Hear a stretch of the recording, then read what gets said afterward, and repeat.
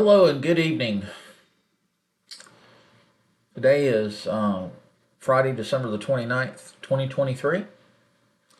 This is episode 18 on Gaston Glock, who was born in 1929 and passed away in 2023. He passed away on December the 27th of 2023, which was just a couple of days ago. And I know that the internet is awash with several news stories and articles about Gaston Glock and his Glock pistol that he manufactured and sold since 1980. So anyway, I thought this would be a good opportunity to create a, um, a guest episode in his honor. And so I did a little bit of research, and I know that everybody else can do this, but I figured, hey, I went to Wikipedia and looked him up, and there are a lot of interesting facts that I want to share. And you can close your eyes and just listen, or you can follow along. You can see it right here on my screen. I don't know how well you can actually see it, but I'm just going to read off the Wikipedia page.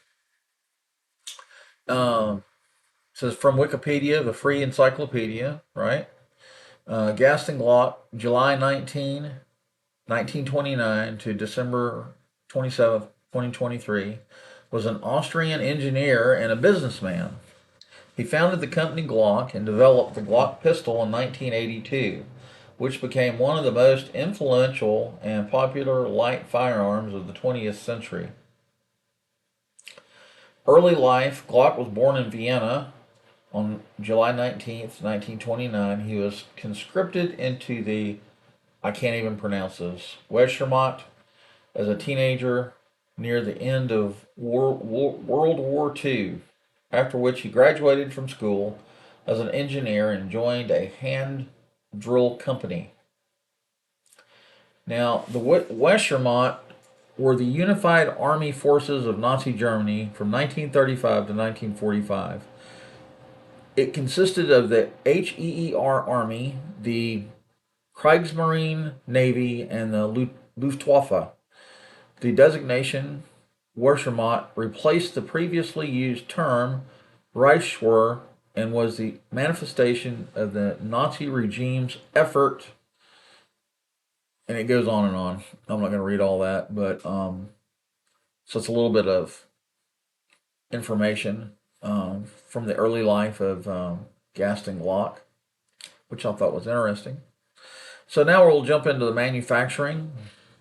Glock began as a manufacturer of curtain rods in the 1960s. That I did not know. And knives for the Austrian military in the 1970s. And did not design or manufacture a firearm until he was 52 years old. He already had an experience with polymers from his previous business ventures. In 1980, he bought an injection molding machine to manufacture handles and sheaths for the field knives he was making for the Austrian army in his garage workshop. His earliest employees were from the camera industry and experienced in producing polymer components. His first production pistol was the Glock 17. It took 1 year to design and produce, and he applied for the Austrian patent in April of 1981. Robert McFadden of the New York Times wrote that Glock's pistol became a phenomenal seller, especially in the United States. It arrived in the mid-1980s when crime rates were soaring and police officers felt outgunned. New models and calibers with extended clips, it's interesting they use that term, were introduced. Two-thirds of America's police forces, including New York City's, adopted the Glock, as did many federal, state, and county agencies. Glock was vilified by gun control advocates and hailed by gun aficionados.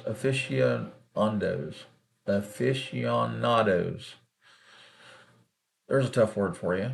Despite the Glock's popular depiction as a criminal's weapon and its use in some of America's most spectacular mass shootings, Mr. Barrett, the author of Glock, said the gun had not commonly been traced to crime scenes. Indeed, far less so than other firearm brands. Murder attempt. This is something I was unaware of. July 1999, Glock suspected that Charles Ewert, one of his closest financial advisors, had been embezzling funds. Glock confronted Ewert, who hired a French mercenary, age 67, to murder Glock with a rubber mallet in a car park in an attempt to make it look like an accident. Glock was hit in the head, but was able to fight back, punching the man until he collapsed on top of Glock. Both Ewert and the assassin were convicted of attempted murder and sent to prison. Personal life. Glock married Helga Glock in 1958, and they co-founded the family business in 1963. They divorced in 2011 and entered litigation over accusations that Glock engaged in racketeering. The lawsuit was dismissed in 2017. Glock donated over 1 million euros to Austrian charities. He also gave funds to the Freedom Party of Austria. Glock was described as a reclusive Austrian billionaire who avoided publicity and valued his privacy despite his famous invention. Glock died on 27 December 2023 at the age of 94. So, at the end of this Wikipedia article, there's a lot of references. How the Glock became America's weapon of choice. Let's see. That would be something of interest, maybe. Let's look at that. How the Glock became America's weapon of choice. That's on a website called wbur.org. That's wbur.org. This interview was originally broadcast on January 24, 2012. This article is more than 10 years old. Today, the Glock pistol has become the gun of choice for both criminals and law enforcement in the United States. WBUR is a nonprofit news organization. Our coverage relies on your financial support, blah, blah, blah, blah. In his book, Glock, The Rise of America's Gun, which came out in a paperback in January, Paul Barrett traces how the sleek, high-capacity Austrian weapon found its way into Hollywood films and rap lyrics, not to mention two-thirds of all U.S. police departments. I think most of us, myself included, have owned at least one Glock in our lifetime, and they are solid pistols. It's been known you can take a Glock pistol and throw it in a mud puddle, run over it with a truck 2 or 3 times, and get up out of the mud puddle and clean it off, and it'll fire. Those things were built like tanks. The Glock was created in 1982 by curtain rod manufacturer Gaston Glock. Glock didn't like the handguns available on the market and decided to manufacture a new gun from scratch. Before starting, he asked gun experts in his native Austria what could be done to improve a handgun for the modern era. They said a gun with much larger ammunition capacity, a gun that is much more durable and reliable, and the gun should be easy to fire, easy to learn how to use. Barrett tells Fresh Air's Terry Gross, he integrated all of those elements into the Glock, and that's how he won his original contract with the Austrian army. The original Glock 17, the model adopted by the Austrian army, contained only 36 parts and could hold 17 bullets in its magazine. Here they call it a magazine and not a clip. It didn't have an external safety like other semi-automatic handguns. It also didn't have a decocking mechanism. The result? A lightweight, interchangeable model that could be dropped, submerged, and subjected to temperature extremes and still accurately fire. Coming to America, still reading the article, in 1988 the Glock made its way to the United States. It was perfect timing, coinciding with the rise of the American drug trade when many cops were feeling outmanned by gangs on the street. The Glock's large capacity and light body gave it advantages over other guns. Police departments were amazed when they took their officers out to the range and found out not only could they learn to use the Glock pretty quickly, but the Glock also made them more accurate as marksmen, he says. And that's in part because it has very light, very steady trigger pull. Critics of the gun say the trigger pull is so light that it makes accidental discharges so likely. But the Glock always has had that dual nature to it. The advantages can be reframed as disadvantages.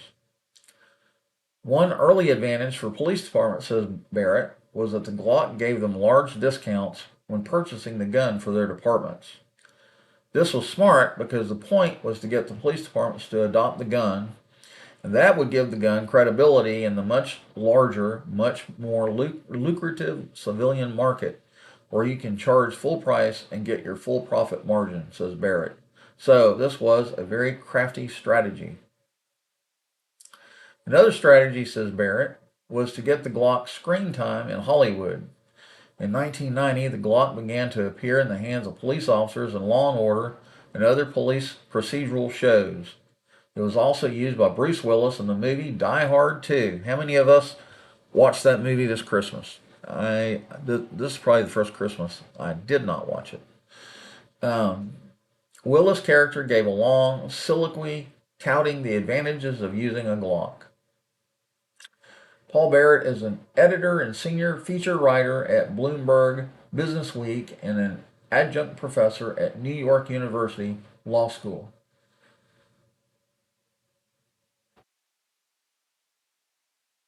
So he introduced the gun as a character to people who don't know anything about guns, says Barrett.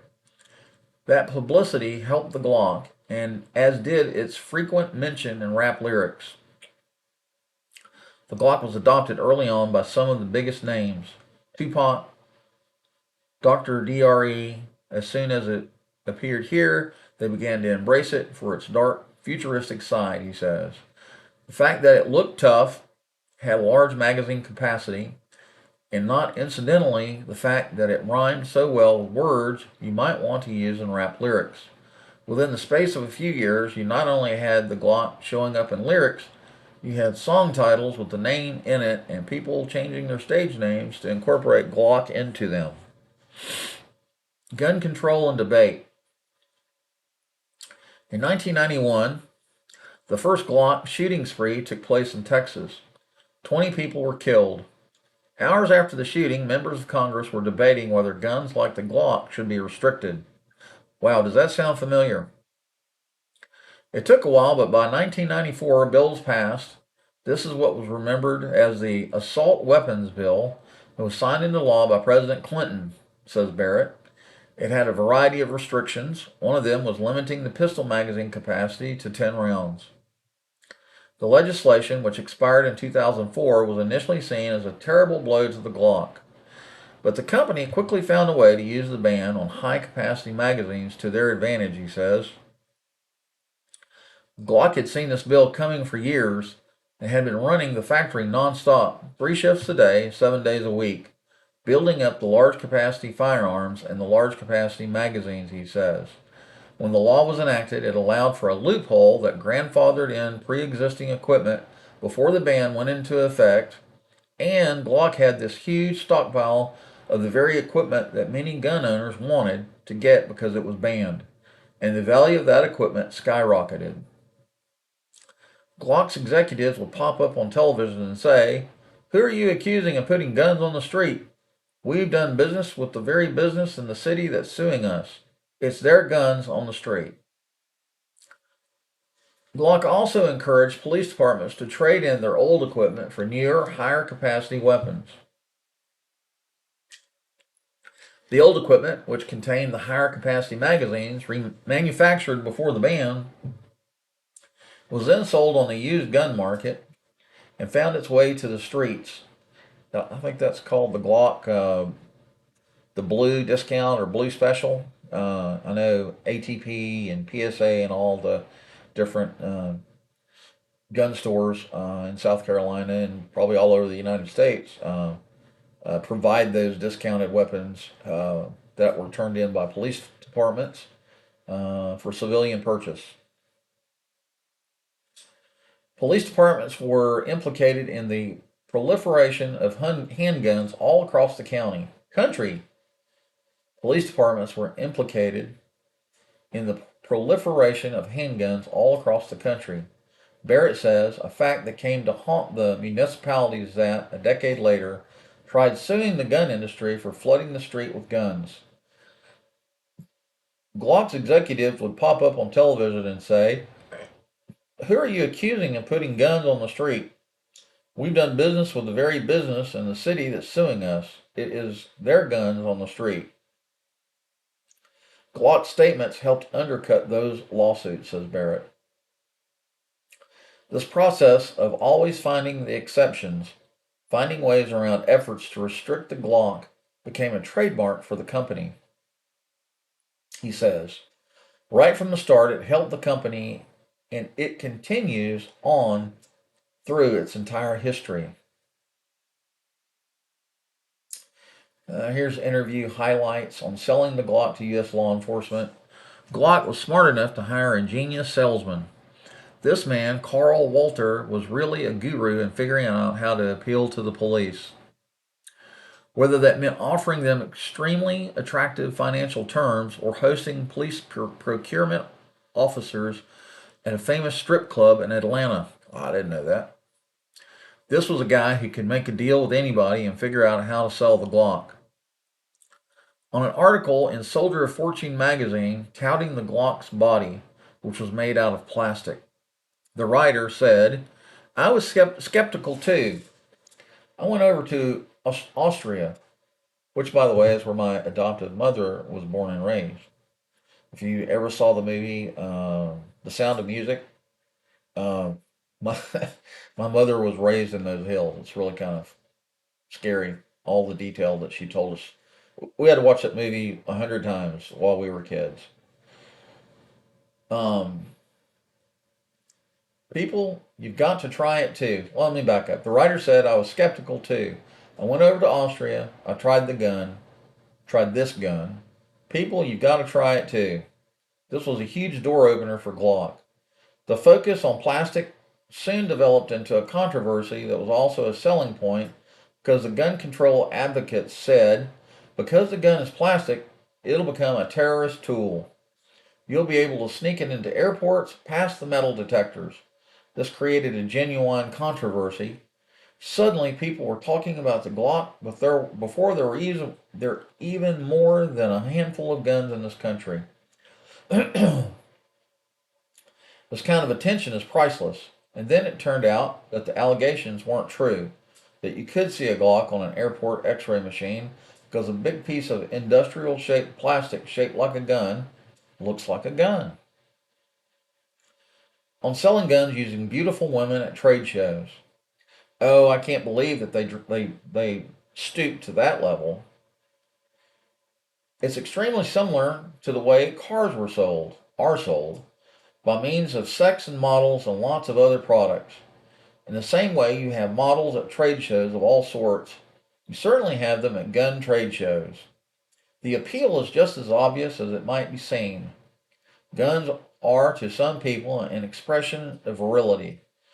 A buxom, scantily clad woman appeals to some customers. I can't imagine that. On current efforts to strengthen gun control, remember this article is 10 years old. I think it's very fair to say that the gun control debate has really been won for the moment by the NRA and by the industry that it cooperates with and by those people who are in favor of widespread civilian ownership of guns. Yay! Yay for that. Widespread civilian ownership of guns. That's Liberty and Gun Rights Podcast. That's right up our alley. All right, let's see. No new federal gun control legislation was passed in the wake of Columbine and other school shootings, which is in some ways more remarkable that in the wake of Virginia Tech and in the wake of Tucson, we have similarly seen no new efforts to restrict the legal sale or ownership of guns. In fact, it's quite to the contrary. Over that time, gun laws in the United States are getting looser, not tighter. It's easier to carry a gun in many states. It's easier to get gun permits. And we have now had a Democratic president for 3 years, and he said barely a word about gun control one way or the other. I think it's very fair to say that the gun control debate has really been won for the moment by the NRA and by the industry that it cooperates with, and by those people who are in favor of widespread civilian ownership of guns. Let's see, on taking shooting lessons. People who don't own guns really need to think about this. It's just darn fun to fire a gun. I bet a lot of you listening to this will agree to that, right? It is interesting. It requires a lot of attention. It's competitive. And it's just as people say, it's a real feeling of power to handle a firearm.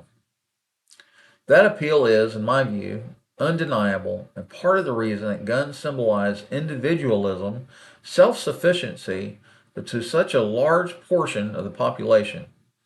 I felt it myself. That's very interesting. Very interesting information. I like that article.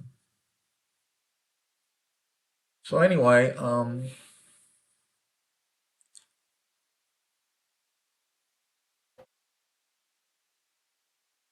here is Liberty and Gun Rights Podcast, home.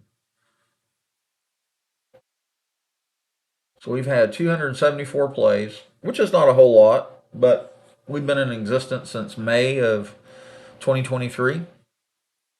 Audience size 11. I have 30 Spotify followers. If you're listening to this on Spotify, please follow us for additional episodes.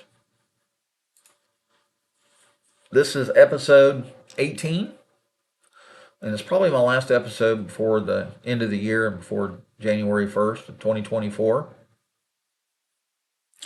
So having said all that, I'm going to tell you that I appreciate you being the audience. I appreciate you listening and subscribing. Thank you for the privilege of your time. Our podcast is hosted by Amazon Music, iHeartRadio, and Spotify. Be sure to share our podcast with your Second Amendment friends, family, and coworkers. You can contact us at Liberty Gun Rights Podcast at proton.me. That's Liberty Gun Rights Podcast at proton.me. And before I let you go, I want to let you know that I am always looking for guest speakers, looking for people that are passionate about the Second Amendment. I'm looking for people that are passionate about shooting at IDPA, USPSA. I'm looking for people that are passionate about firearms training. That includes firearms handling. It includes knowing what the South Carolina gun laws are, what's legal and what's not, how to keep yourself out of jail. Women shooters, people that are into reloading. The list is endless. Anything that has to do with liberty and gun rights and the firearm industry, I would love to have you on my show. So, having said all that, I'm going to say thank you for listening to today's episode, and goodbye for now. And Happy New Year. Please be safe on New Year's Eve. Don't drink and drive. This has been a free public announcement, public service announcement. All right, here we go. Stop.